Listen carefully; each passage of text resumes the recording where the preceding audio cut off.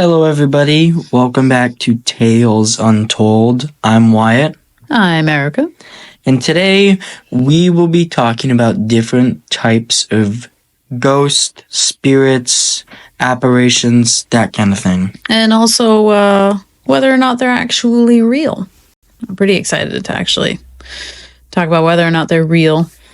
Yeah. One that I'm sure everybody has heard of at least once is a poltergeist. Right. It's, like I just said, like probably one of the most popular terms there is.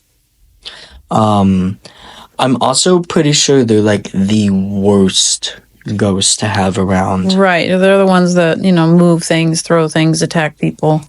Yeah. And apparently, like, manipulate the physical environment. Mm-hmm. And like you said, like, the sounds, they include, like, loud knocking sounds, lights turning off and on, doors slamming, and sometimes even fires breaking out mysteriously. I feel like that's... I haven't heard of that being attributed to poltergeist. I have not either, but that is a very not great. No, that wouldn't be good. Not at all. Spontaneously combust. And over time, it intensifies. So, like, it'll start off small. You'll probably be like, oh, I feel a little crazy. There's just this and that happening here and there. Then it gets worse and worse. And I feel like it's very manipulative. I wonder if it feeds off of your fear. Probably with this kind of activity. Yeah. It also says here that,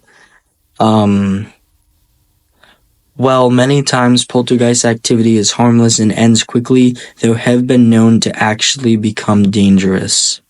So, I mean, I feel like that's kind of a given if they can just start fires or, like, throw things across the room. Definitely not something that I would want to have in my house at all. No, that's definitely scary to have things move around on you, and then you're gonna think you're going crazy because you put your cup one place and then you find it in another. Like that. That's unsettling. I have never experienced anything like a poltergeist. Have you? No. I wonder how common it actually is. Because one of the other things we were going to talk about was the science behind, paranormal activity and ghosts. Scientists are still 100% convinced that anything that we consider paranormal like that is not real. Right. I don't know why. I feel like it's real. I kind of believe in it. Like, I definitely think that there's something. Yeah, like, why wouldn't it be possible for it to be, like, real? Trapped energy. Yeah. I definitely think that there's something that is what we have labeled paranormal and ghosts and those sorts of things. But for them to simply just flat out be like, nope, not real, is a little closed-minded. Like, I realize they're scientists. They want concrete proof. They want that sort of thing. And I know a lot of it can be explained away to just the way that your brain reacts to things happening and things like that. But as we've talked about before, there's things I've experienced that don't have a rational explanation. Such as? George is definitely my go-to for anyone that doesn't believe. I've had dreams. Like I think we talked about it maybe in the last one or the one before. I've had dreams where I literally saw what was going to happen. And I told someone it was going to happen, and then it happened. I don't think we've talked about it on the podcast, but I know we've talked about it, like, off of camera. No, I thought it was in the last one. What was the last one? Oh, no, it might have been our special. The New Jersey drones. I think maybe. I think it might have been in that one. But yeah, there's been a couple of instances where things have actually happened. So, like I said, I don't know. Like, obviously, that's like a premonition type deal. That's not going to be a ghost, but it's a paranormal happening. Yeah, I don't know how science can just look at that and say, "Sorry, that didn't happen to you." Like, I also feel like people that believe in it have experienced stuff. Like I like that. Like paranormal. Right. And we've also talked about it like that, where, if you're looking for something, You're gonna find it. you're going to find it. Like that, like our Friday the 13th paradox. Yeah. Like you're going to go there expecting a bad day. You're going to get a bad day. Also, some of the realest things are the things you cannot see. Yeah, I don't know. So I would love to ask a scientist that has actually researched these things and say, why do you discount it so wholeheartedly? Without any proof one way or the other. I'm sure that they have proof saying, like, I saw things that are like I saw a thing about a guy saying that his cat died, right, recently. And out of the corner of his eye, he kept thinking he saw a cat within his house, but he no longer had a cat. But that's your brain essentially being lazy and actually making up its surroundings based on previous interactions. Right. So your brain remembers, hey, I have a cat somewhere in the house, and I know that it walks around very often, and I see it out of the corner of my eye a lot. So it's like a muscle memory. You're going to still kind of see it. I'm explaining it poorly. I understand what you're saying, but with the Ouija board incident, one of the first things that kind of started it off was my friend's dog had recently just died, and both of us heard it bark in the other room. And I rarely went up there.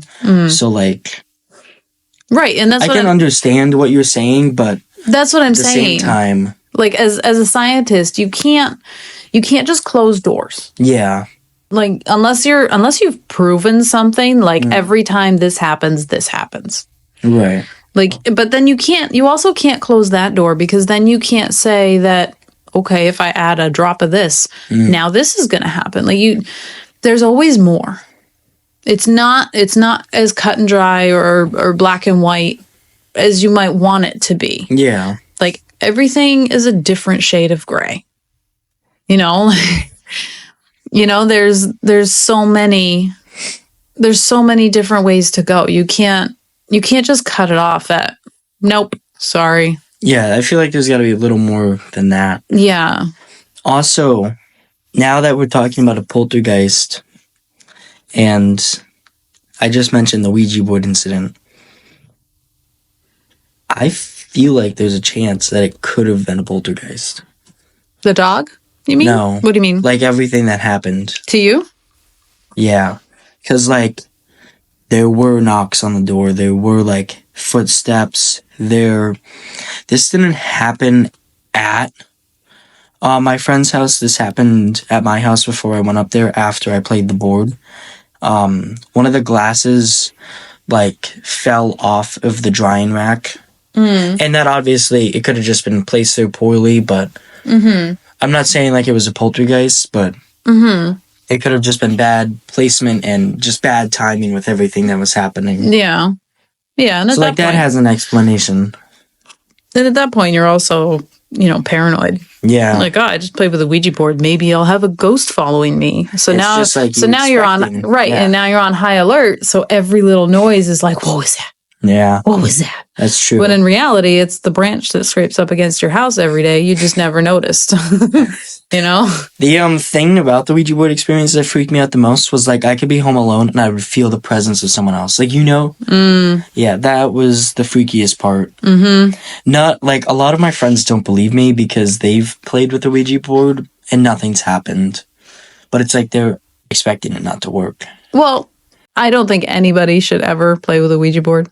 No. I'm not a firm believer in all supernatural things. However, that doesn't mean I'm going to press my luck.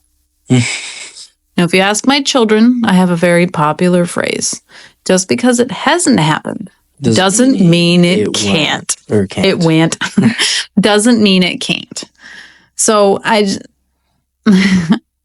yeah, I don't recommend playing with a Ouija board. I do not either. And I understand why my friends don't believe me. Yeah. Some of them. It's I probably sound like a lunatic.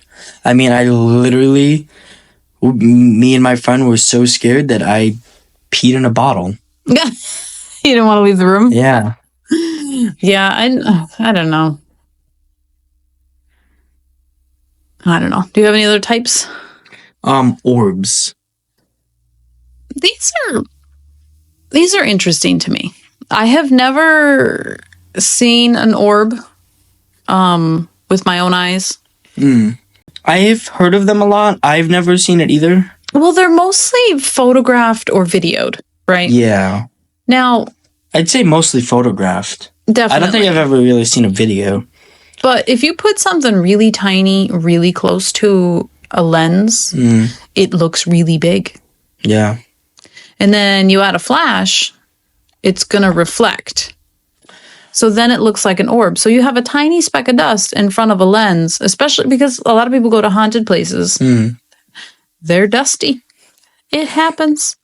So actually, I have seen a video of an orb.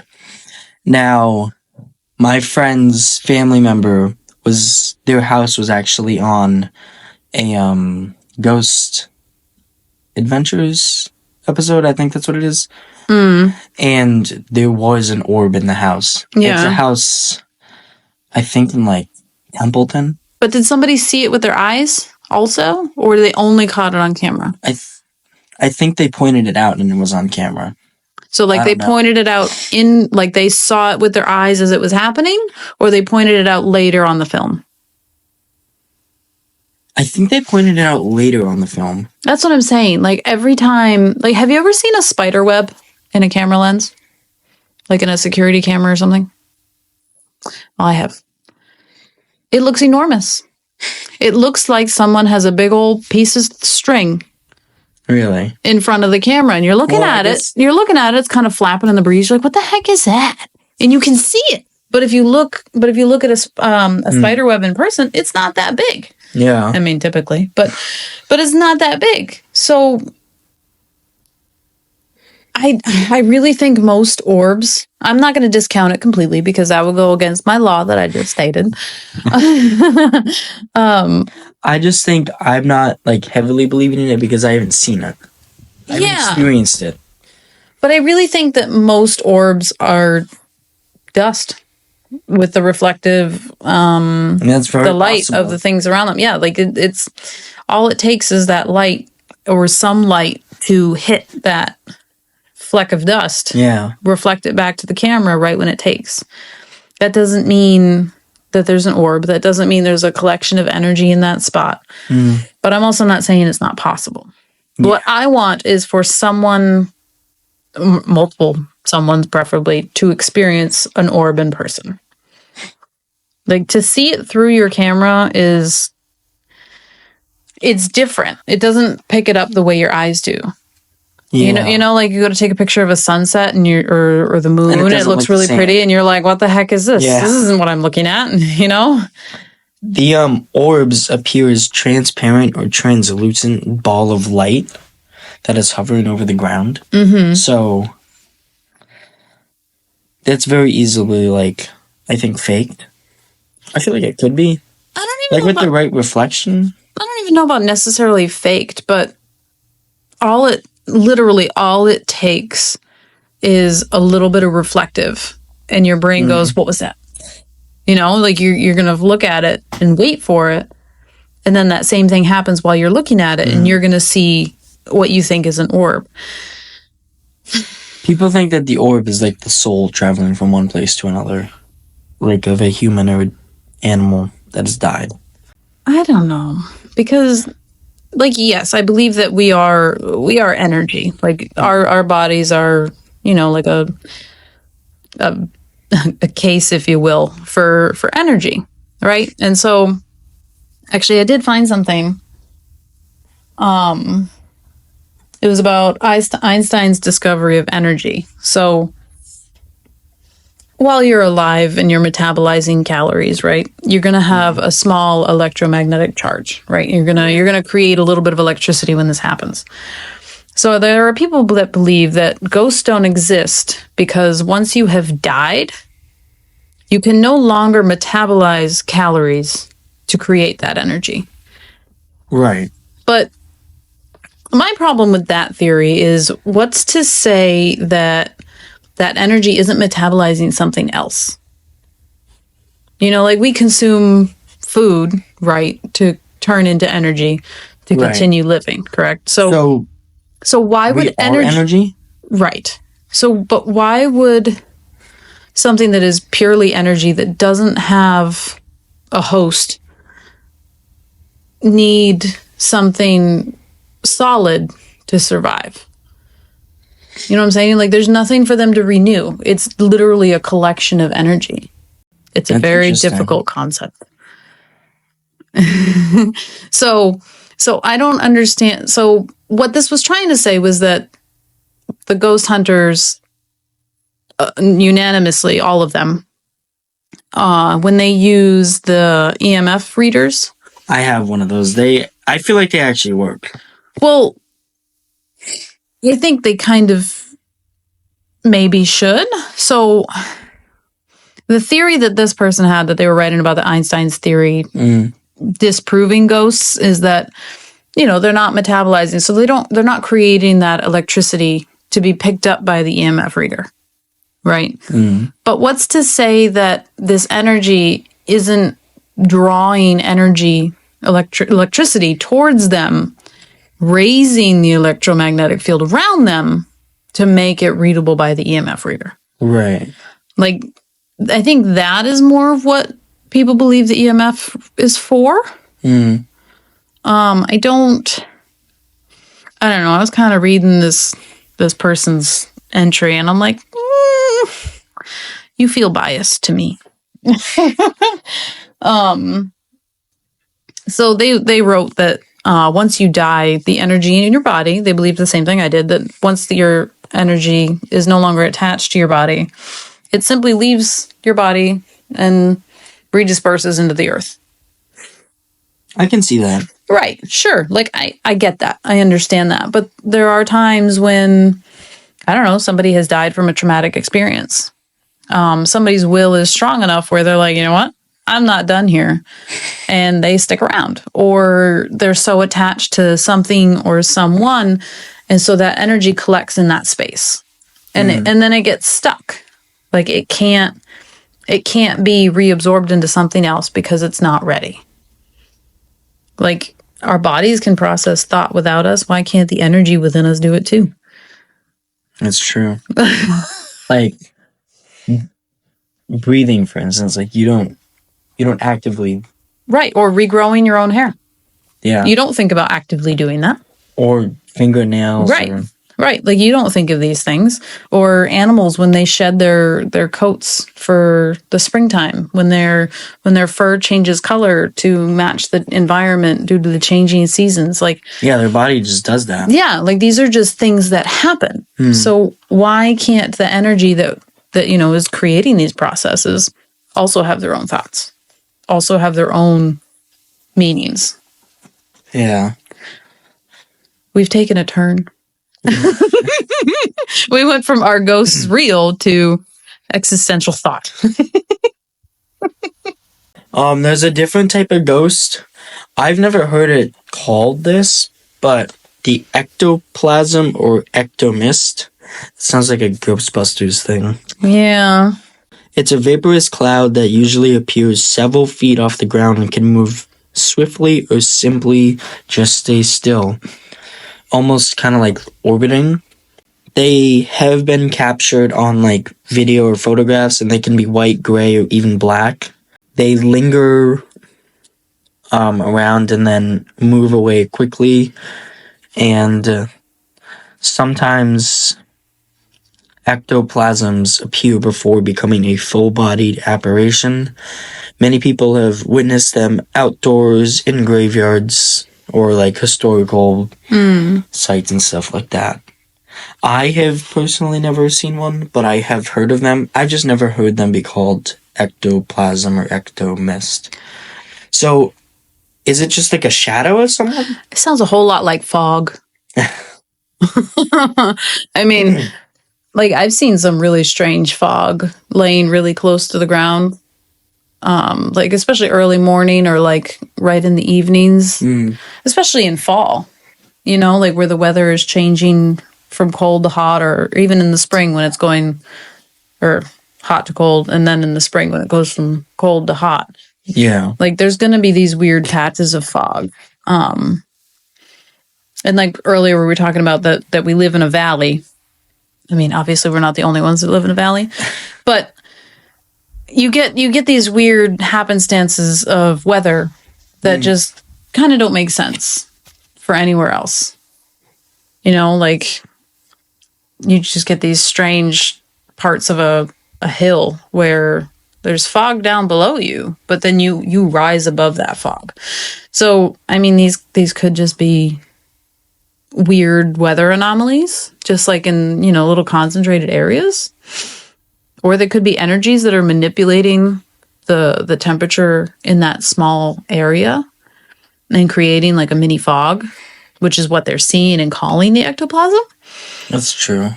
But it could also just... I don't even know what else it could be. I just feel like there would be a different explanation for that. But like shadow people or something that's freaky. That's what ectoplasms or ectomist kind of reminded me of. Like a Slender Man situation, or just like literal shadows? Like shadows of people. I've seen them on the corner of my eye. Like the Hat Man. I haven't seen the Hat Man, but yeah, I know what you mean, because I used to work in a warehouse, and a lot of times out of the corner of my eye, I would think that I saw someone, and someone had actually died in that building. Oh, really? Yeah, like 6 years beforehand, somebody actually died there. That's crazy. In an equipment accident. So, I would always say hi to him. And it was funny. You always say hi to the air around me, because where I was working, I was alone. Like I was the only one there, and then I'd see out of the corner of my eye, like a person would be like walking up the stairs, but they would be like 30 feet down the hall from me. Oh. And it's a fairly open spaced area. So it would be clear if someone was there. And we also have motion censored lights. So if there was a person there, that light would have popped on. That's a little freaky. It definitely was. And then there was times where we had these racks where there were rollers, right? And the boxes would be on them. And there'd be certain spots where the boxes wouldn't roll to you. But I needed that last box. And then I'd, say to myself, like, oh, now I have to go out back and, I have to walk all the way around and push it. And before I can even walk away, that box starts come rolling towards me. Like exactly where I need it, when I needed it. And I'm like, thanks, dude. So like, I'm sure those could be attributed to, vibrations just making that box settle at that point. I don't know. I wonder if anybody was watching the security cameras and just like seeing you wave or say hello. Oh, I know. Probably wouldn't be the strangest thing they've seen me do. Talk to myself anyway. Yeah, those are... Yeah, so I don't know if I believe the whole fog situation. I feel like that's kind of weird. I've never really heard of that. Maybe it's just because people don't talk about it, but... I've heard of it before, but they're really only ever called ectoplasms. Like you said, I've never heard it. I mean... I haven't either. I said the wrong word. I've only ever heard of them called apparitions. I don't think I've ever heard of it called the... What did you call it? Ectoplasm cloud? Ectomist? Ectomist?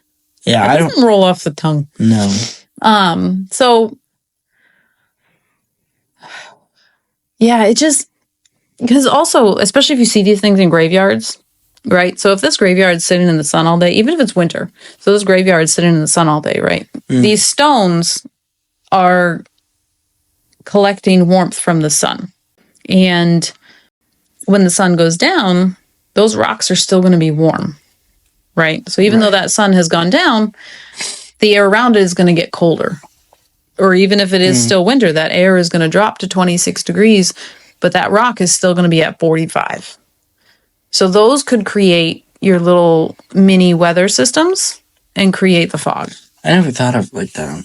Yeah. Because there's also reports of places, especially that have like historical monuments to people that died, like the battlefields and stuff, they have big rocks that people claim continue to be warm even though it's nighttime or it's a cold day, but that rock is warm. Well, it was just sitting under the sun for 8 hours. Of course it's collected warmth. Of course it's warm. Why do you think animals lay on rocks? They're warm, at least during the day. I still can't get over the name. It just sounds like something straight out of Ghostbusters. Ectomist? Is that what it was? Because like the car is called the Ecto One. Like maybe that's just a ghost term. I mean, I've never heard of it. No, maybe it came out after the movies. Maybe. Because like ectoplasm was also a thing in the movies. Yeah. So that brings us back to our final question. Are ghosts real? Right. I mean, I don't say... I feel like ghost is I feel like it's a strong word for what we're talking about. It's also like an open term. Like, I feel like that could literally mean anything to anybody. I feel like it's just thrown around so much. Yeah, at this point, paranormal is such a hot topic. Yeah, that too. It's a hot topic at this point, too. So, I don't know. And ghost also entails that this entity is aware of itself and it actually has, the living memories of a person that we may or may not know. So then what about spirits? Do you think spirits are real? What do you mean by spirit? So like there are cultures that believe there's like, the woodland spirits and like the protectors of a land sort of deal. Maybe. I don't know. There's just so many terms. But really what I think all of it just comes down to is that it's all energy. Like just all of it? Yeah. So I'm going to pull from my love of Final Fantasy VII. I know you probably haven't played it. Yeah, I figured. Where when something dies, the energy that remains goes back to the earth. Right? So it's all just a recycle of energy. Because you can never fully destroy the energy. It all just transfers to something else. Like it just is. So these spirits that supposedly, protect these woods and whatever, they could just very well be a collection of energy. Like it's woods. Trees don't really have a lifespan. Right. Like they die of decay. They die because we cut them down. But, humans, we live to about 100 years and that's about it, But trees can be centuries old. Yeah, I think that's really cool. And how you can like see the rings. Absolutely, but it's really sad when trees get cut down. It makes me very upset. But I think that the woodland spirits kind of comes down to it's a big collection of energy. Like that to grow a tree, it must need an immense amount of energy. And then there's so much life within these things. It's all just energy. It seems kind of silly to just chalk it up to energy because, I mean, that in itself kind of doesn't make any sense. That is life. We are energy. That's it. We are, our bodies are the host of energy. It's very strange. I feel like ghosts are real just because of past paranormal experiences. I guess I haven't really seen one, but like, and obviously everything can kind of be explained. But I feel like after playing that Ouija board, a lot of weird stuff happened, and maybe it was just a huge coincidence. But I do believe it was the Ouija board. Even if other people don't, and that's whatever. But like, just so much weird stuff happened, and the like feeling the presence of someone else, like that was the thing that freaked me out the most. You know what's funny is like I can feel and sometimes recognize the energy of another person, like a living person. Like I can walk into my house and know if someone's here or has been here recently. It's like, especially if it's someone that's close to me, like my children or like a family member or somebody, like I can know if somebody's here. there's like an energy in the house. So when I walk in and it's not there, I know they're not here. So it kind of goes with the energy feeling that we are energy. And each person has a particular feeling, and it's also,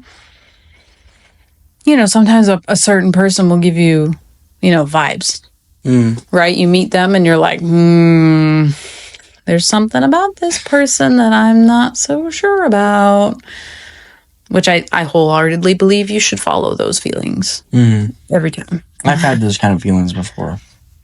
So have I, and they've always been correct. Sometimes it took a while to prove it, but other times they showed themselves rather quickly. But yeah, I definitely think it's energy. So what do you think causes a ghost? Or people that have passed away, and like they kind of have something that's left unfinished, or just anger, or sometimes I feel like ghosts are just peaceful and check in on family members from time to time. I just want to make sure people are safe. So do you think that maybe what we consider a demon could also just be a ghost? Yeah. Just someone that was wronged, or yeah. Because like biblically, forget exactly which angel it was. I think it was Lucifer? I don't know. Lucifer was an angel. He's a fallen angel, yeah. Yeah, like him. Yeah. Like, my biblical knowledge is pretty poor. Mine is as well. But like, he was good at some point. Then he just did bad things and was banished from heaven and sent down to... I don't know what hell was before, because I'm pretty sure he makes hell. I don't even know what I'm trying to say. I know what you're trying to say, and I know where you're going, and I have lots of questions that a lot of people aren't going to like. So I'm just going to leave it there. But I'm going to ask you instead. So are we basing your thoughts off of the fact that we think this actually happened? Yeah. Like, I'm not religious, but like, I'm not opposed to the idea of being religious. Like, I think it's very interesting, and like, I would like to know more at some point. Well, absolutely. I like to learn things. I like to know things. It's fun for me. It may not be what I believe, but I could absolutely research it to understand it, because I'm a firm believer of you can't hate something if you don't know anything about it. Yeah. That doesn't make any sense. I also completely forgot where I was going with the angel thing. Like, I don't know how to explain it. Well, I mean, angels and demons are supposed to be opposites, right? So one is good, one is evil. But the world is not that cut and dry. Oh, I remember where I was going. So, Lucifer was once good. I believe that a demon was once good. But like... Oh, right. It's because Lucifer is probably angry that he got banished from there. So think about all the souls that go to hell. And this is saying that there is a heaven and hell. I don't believe there is, but I don't not believe there is. Like, I'm just not too knowledgeable on it. But I feel like the souls of people that go to hell are now like they're angry at something, so they're demons. Like, you know what I mean? I'm explaining this very badly. No, I know where you're going. I'm just looking at you like this because I have so many questions I want to ask you that plenty of people aren't going to like. So I'm not going to ask you that right now. So I don't know if I would think demons are real.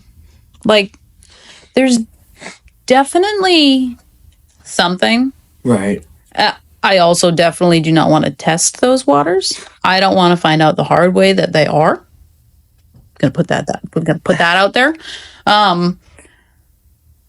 But I do believe that there could be a potential of something negative. You know, like we talked about energy. I mean, the energy around us could potentially have, its own thought process, because our bodies do these things without us. Right. Why can't the energies want to do bad things? Whether they think that they're entertainment, whether they want to, I don't know. I hope I never find out. That's one of those things I don't want to learn. So we have really mixed thoughts about whether or not ghosts are real. Yeah. I guess it's just opinions at this point, like no real evidence. Right. And I'm really curious what it would take scientists to believe that they were real, or not even exactly that they're the ghosts that we think of, like Casper, that might not be the reality, but I'm just curious to see what it would take for them to believe in supernatural. Yeah. Who knows? Maybe one day. Well, those are our thoughts for today. I'm Erica. And I'm Wyatt. Thanks for listening. This is Tales Untold.